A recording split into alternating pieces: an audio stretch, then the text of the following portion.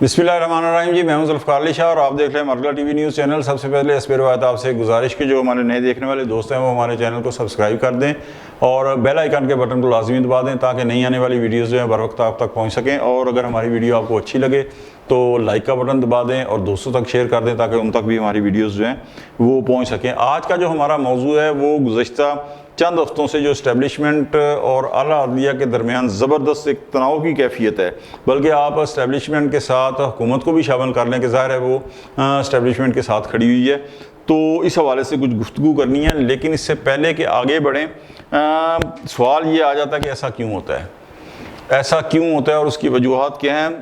Musharraf martial के बाद 2008 से लेकर 2013 तक जो गवर्नमेंट थी पाकिस्तान पीपल्स पार्टी की, उसने, आपको याद है कि जब इफ्तिखार चौधरी साहब को हटाया गया तो अदलिया बहाली तहरीक चली थी, तो इस दौरान पाकिस्तान पीपल्स पार्टी ने हर वो मुतालबा जो अदलिया बहाली तहरीक का था, जिसे ज़ाहिर है कि एक पॉपुलर तहरीक थी, वो हर मुतालबा पूरा किया। बल्कि 102 जो आइन के आर्टिकल हैं उनके अंदर तरमीम करके एक किस्म का तजदीद आइन का जिसे कहते हैं ना कारनामा वो अंजाम दिया था। लेकिन इसके बावजूद जब अदलिया बहाल होती है, उसके बाद आइन के आर्टिकल 248(2) के बावजूद, जिसके अंदर इस्तिस्ना सदर मुल्क को आइन देता है, उसके बावजूद प्राइम मिनिस्टर से कहा गया, यूसुफ रज़ा गिलानी से, कि आप सुइज़ हकाम को ख़त लिखें कि वो सदर के ख़िलाफ़ कार्रवाई शुरू करे। जबकि आइन के आर्टिकल 248 के 2 के तहत जो मतन है आइन का वो ये है कि सदर मुमलकत के ख़िलाफ़ ना कोई नया मुकदमा कायम हो सकता है, ना कोई पुराना चल सकता है। ये मफ़हूम है, मैं आपको तो मेरे सामने इस वक्त आइन की किताब नहीं है, लेकिन मफ़हूम मैं आपको बता रहा हूँ कि कहा गया कि सुइज़ हकाम को ख़त लिखें, जो नहीं लिखा गया। और उसकी पादाश में पहली दफ़ा जो एक अवाम के मुंतखब प्राइम मिनिस्टर थे यूसुफ रज़ा गिलानी, उन्हें आइन और पार्लियामेंट और इलेक्शन कमीशन से बाला आला अदलिया के कहने पर 5 साल के लिए नाअहल करार देकर घर भेज दिया जाता है। मेमो गेट का किसी इल्म नहीं है, घर भेज दिया मेमो गेट का किसी, जिसके अंदर ख़ुद मियां नवाज शरीफ साहब जो हैं वो सुप्रीम कोर्ट के कोर्ट नंबर 1 में काला कोट पहनकर पहुंच गए थे। इसमें पीपल्स पार्टी का क्या कसूर है? बल्कि अगर मैं ज़्यादा बेहतर कहूँ कि इसमें मुशर्रफ दौर के बाद, मुशर्रफ मार्शल के बाद बनने वाली पहली जमहूरी हुकूमत का क्या कसूर था, तो गलत ना होगा कि बताया जाए कि क्यों उसे डिस्टेबल किया जा रहा था। चले खैर, वो गवर्नमेंट गुजरी, 2013 में नवाज शरीफ हुकूमत आती है। नवाज शरीफ हुकूमत की आने के फ़ौरन बाद वही इलेक्शन धांधली का जो एक बयानिया है वो कहा गया, 35 पंक्चर की कहानियाँ आवाम में सुनाई गई, जिसे बाद में सब कुछ करने के बावजूद, यानी 126 दिन का धरना देने के बावजूद, खान साहब ने कहा कि वो तो एक सियासी बयान था। धांधली को इशू बनाकर जो कुछ हुआ वो जाहिर है कि एक तारीख़ का हिस्सा है। लेकिन फिर 2017 के अंदर मुल्क के मुंतखब एक और मुंतखब वज़ीर आज़म मियां नवाज शरीफ साहब को ताहयात नाअहल करार देकर 10 साल की कैद की सज़ा सुनाकर उन्हें जेल भेज दिया जाता है। ज़ाहिर है उसके बाद जो भी दौर आया वो सारी चीज़ें ख़त्म हो चुकी हैं, लेकिन उस वक़्त उन्हें हटा दिया जाता है। ठीक है जी। लेकिन इंतहाई हैरत अंगेज़ तौर के ऊपर, इंतहाई हैरत अंगेज़ तौर पर मैं तीसरी दफ़ा कहूँगा कि जब तहरीक इंसाफ की 2018 के अंदर गवर्नमेंट आती है तो जनाब तमाम इदारे इस तरीके से एक पेज भी होते हैं कि लोग कहने पे मजबूर हो जाते हैं कि एक पेज ही नहीं बल्कि एक लाइन के ऊपर हैं। हत्ता कि DGISPR जनरल गफूर साहब उस वक्त उन्होंने कहा कि 6 महीने तक सब जो मीडिया है, इलेक्ट्रॉनिक्स और प्रिंट और सब अच्छे की रिपोर्ट दें। तो उस वक़्त कुछ नहीं, किसी तरफ से तहरीक इंसाफ की गवर्नमेंट को कोई टेंशन नहीं है, कोई कुछ नहीं है, ना इस्टेब्लिशमेंट की तरफ से, ना अदलिया की तरफ से, ना कोई किसी और की तरफ से, सब जनाब रावी चैन ही चैन लिख रहा होता है, कोई उसको मुश्किल नहीं थी। अच्छा, इसके बावजूद उनकी कारकर्दगी क्या रही, मैं उसके ऊपर बात नहीं करूँगा, फिर किसी मौजू पर वक्त बात करेंगे। लेकिन सबके नज़रों इल्म में होगा कि 3 साल 8 माह के दौर के अंदर क्या उनकी कारकर्दगी तहरीक इंसाफ की गवर्नमेंट में की आ रही। लेकिन अदारे जो थे वो इस तरीके से एक पेज के ऊपर आए कि जिस तरह एक पेज के ऊपर होने का हक अदा होता है। अच्छा, इसके बाद जैसे ही अदम एतमाद की तहरीक आती है, जैसे ही जनाब 2022 के अंदर एतमाद की तहरीक आती है और अप्रैल 2022 को PDM की गवर्नमेंट आती है, तो जनाबे वाला उसके बाद फिर जो है वो उस गवर्नमेंट के ख़िलाफ़ जो है वो میں سازشیں کہوں گا کہ شروع ہو گئی. ایک دن بھی اسے بھی چین لینے نہیں دیا گیا، حتیٰ کہ آپ یہ دیکھیں کہ اعلیٰ ترین عدالت کے اندر 61 آئین کے آرٹیکل 62-63 کی اس طرح تشریح کی گئی کہ آئین کا حلیہ ہی، آئین کو ری رائٹ جسے کہتے ہیں نا، وہ کر دیا گیا.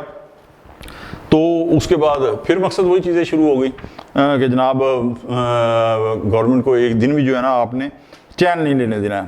ٹھیک ہے جی، گڈ ٹو سی یو کا آ گیا. اچھا، اب حالات میں کچھ فرق آیا ہے. اب اسٹیبلشمنٹ ورسز عدلیہ ہو گئی ہے، یعنی اسٹیبلشمنٹ ایک طرف کھڑی ہوئی ہے اور عدلیہ جو ہے وہ دوسری طرف کھڑی ہوئی ہے. اچھا، کیوں کھڑی ہوئی ہے اس کی وجوہات ہمیں نہیں معلوم. ٹھیک ہے جی، لیکن اتنا ضرور پتہ چل رہا ہے کہ جس طرح 2008 سے لے کے 2013 تک گورنمنٹ تھی پاکستان پیپلز پارٹی کی، لیکن اصل حکومت جو تھی وہ اس وقت کی حزب اختلاف کی تھی. 2013 سے لے کے 2018 تک حکومت تھی نواز لیگ کی، لیکن اصل حکومت اس وقت بھی حزب اختلاف کی تھی. اور آج بھی فروری کے اندر جو الیکشن ہوئے ہیں اس کے بعد جو گورنمنٹ قائم ہوئی ہے وہ ہے نواز لیگ کی، لیکن حکومت کسی اور کی لگ رہی ہے. اس لیے کہ ایک چیز آپ نوٹ کر لیں کہ گورنمنٹ جو بھی آئے کم از کم جو ہے وہ اسے تھوڑا سا گریس پیریڈ تو دینا. 6 مہینے دیں، 1 سال دیں، کچھ ٹائم تو دیں تاکہ اس کی کارکردگی تو بہتر ہو. لیکن ہوا کیا ہے، ہو کیا رہا ہے یہاں پہ کہ الیکشن کے فوراً بعد جو ایک دھاندلی کا بیانیہ تھا نا جی، الیکشن کے اندر ریگنگ ہو گئی، یہ ہو گیا، وہ ہو گیا. اس کے بعد سوشل میڈیا کے اوپر اس بیانیے کو جتنا اچھالا گیا ہے تو توقع یہ تھی کچھ حلقوں کو کہ جناب یہ بیانیہ اتنا عوام کے اندر پاپولر ہوگا کہ ادھر جناب یہ بنا، اور اس کے بعد 1977 کی طرح جناب ایسی تحریک اٹھے گی کہ بلے بلے پوری پاکستان کے اندر جناب تہس نہس ہو جائے گی، پوری سڑکوں کے اوپر عوام آ جائے گی اور گورنمنٹ کا رہنا مشکل ہو جائے گا. لیکن ایسا کچھ بھی نہیں ہوا. درجن سے زیادہ بار تحریک انصاف نے کال کی، احتجاج کی، کوئی کسی جگہ کے اوپر بھی کوئی مؤثر احتجاج نہیں ہوا اور قابل ذکر تعداد میں عوام باہر نہیں آئے. اچھا، یہ ہو گیا. اس کے بعد کیا ہوا کہ پھر جناب گورنمنٹ نے جو بلنڈر کیا، پنجاب گورنمنٹ نے کہ کسانوں سے انہوں نے گندم نہیں خریدی، تو کسانوں نے جب احتجاج کیا تو فوراً پلٹ کے مثلا کسانوں کے پیچھے آئے اور اس تحریک کو ہائیجیک کرنے کی کوشش کی، وہ بھی کامیابی نہیں ہوئی. اچھا، پھر اس کے بعد 2-4 دنوں کے لیے جب وکلا کے مثلا کوئی ایشو اٹھا لاہور کے اندر، اس کے ساتھ کھڑے ہونے کی کوشش کی، وہ ایشو بھی ختم ہو گیا. پھر اس کے بعد پوری کوشش کی گئی کہ کشمیر کے اندر جو حالات ہوئے ہیں، حالات جو بگڑے ہیں گورنمنٹ کے خلاف جو ہوئے ہیں، ان جو واقعات ہیں ان واقعات کو اور وہ جو پرتشدد ہنگامے ہو رہے تھے ان کو ایکسٹینڈ کیا جائے، ان کی ایکسٹینشن جو ہے وہ پاکستان کے اندر تک آئے اور وہ تمام حالات جس طرح کشمیر کے اندر تھے وہ پاکستان تک ایکسٹینڈ کر جائیں. لیکن باوجود بہت زیادہ کوشش کے، سوشل میڈیا کے اوپر پورا اس کو بڑھاوا دینے کے باوجود وہ بھی نہیں ہو سکا.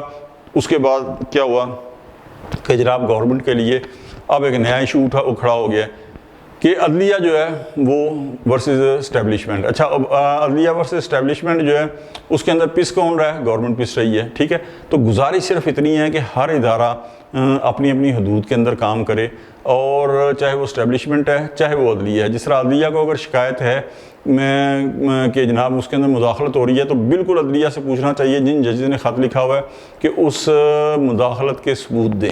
یہ نہیں ہے کہ اگر کسی نے بھی کہہ دیا کہ مداخلت ہو رہی ہے تو وہ جناب کوئی اللہ معاف کرے کوئی پتھر کے اوپر لکیر ہو گئی ہے، آپ پروف دیں کہ جناب یہ مداخلت کے یہ پروف ہیں. اس کے بغیر نہیں، اس لیے کہ اگر عدلیہ ہمارے لیے بہت زیادہ محترم ہے تو جن اداروں کے دوسرے اداروں کے اوپر یہ الزام رکھا جا رہا ہے کہ وہ غیر آئینی مداخلت کر رہے ہیں، وہ بھی پاکستان کے ادارے ہیں، وہ بھی ہمارے لیے محترم ہے. تو آپ دیں ثبوت، اور اگر ثبوت ٹھوس مل جاتے ہیں، یہ پروف ہو جاتا ہے کہ واقعی عدلیہ کے اندر مداخلت ہو رہی ہے، ان کے اوپر دباؤ ہے، ان کو ڈرایا دھمکایا جا رہا ہے، تو پھر جو ڈرا دھمکا رہے ہیں ان کے خلاف بالکل کارروائی ہونی چاہیے. لیکن اگر کوئی ثبوت دینے میں ناکام رہتا ہے تو پھر جناب جو ججز ہیں جنہوں نے جو الزام لگا رہے ہیں، تو پھر ان کے حوالے سے بھی کچھ ظاہر ہے کہ عدلیہ کو کچھ کرنا پڑے گا کہ جناب آپ کیوں اس طریقے سے کر رہے ہیں. لیکن یہ ساری چیزیں جو ہے نا وہ اپنی جگہ کے اوپر کہ اسٹیبلشمنٹ اور عدلیہ کے جناب درمیان جو تناؤ ہے، اصل سوال یہ ہے کہ جو بھی سیاسی گورنمنٹ قائم ہوتی ہے، جو بھی سیاسی حکومت قائم ہوتی ہے، اس کے دور کے اندر یہ سب کچھ کیوں ہوتا ہے؟ کیوں یہ سب کچھ ہوتا ہے؟ کیوں ایسے جو ہے نا بکھیڑے جو ہے نا ڈالے جاتے ہیں، ایسے مسائل کھڑے کر دیے جاتے ہیں کہ اس کو سکون سے کام کرنے کی جو ہے نا وہ مہلت نہیں دی جاتی، وہ نہ وہ سکون سے کام کر سکتی ہے. پاکستان کے آج جو اکانومی ہے، جو معاشی حالات ہیں، ان کے اندر ضرورت ہے کہ پاکستان کے اندر سیاسی استحکام آئے. جب تک یہ تو طے شدہ بات ہے پوری دنیا کے اندر کہ جب تک آپ کے ملک میں سیاسی استحکام نہیں ہوگا تب تک آپ کے ملک کے اندر معاشی استحکام نہیں آ سکتا. اور شروع جو 2-3 مہینے گزرے ہیں انتہائی قلیل، اس کے اندر میں بار بار کہہ رہا ہوں اپنے ویلاگز کے اندر کہ گورنمنٹ کو ماشاءاللہ کامیابیاں ملی ہیں معاشی حساب سے.